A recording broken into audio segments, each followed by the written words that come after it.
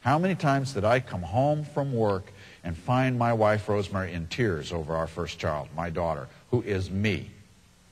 My daughter is me. She's only half the body weight, but she is me.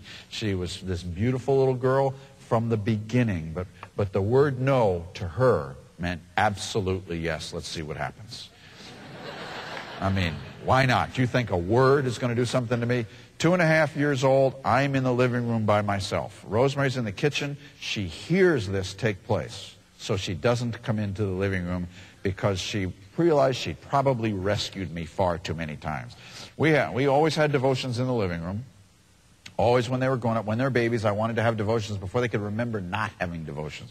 Put them in those little plastics, whatever, well, you don't have those anymore. Today you have, whatever those contraptions are you have for little babies today, you have to have an engineering degree from Georgia Tech to even open it up and unfold it. But we had this little plastic seat, and as she grew up, that's where we were. And when she hit 2.5, she'd be walking around with her little tippy cup of juice. Now we have an antique coffee table.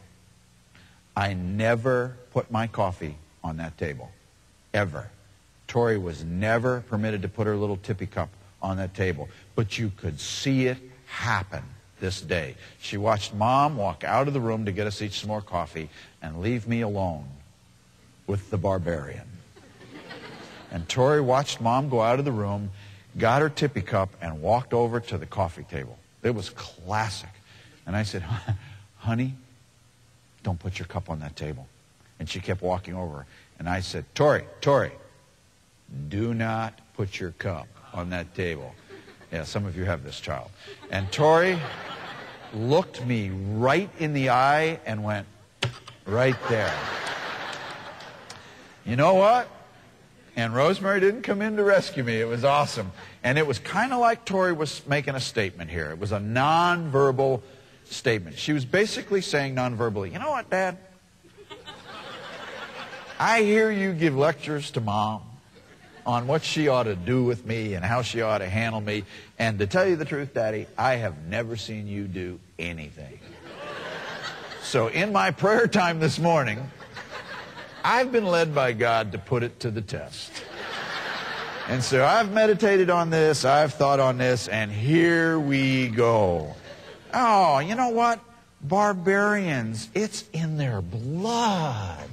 When you tell that barbarian, don't step over the line, why don't we know? Just know. Absolutely know.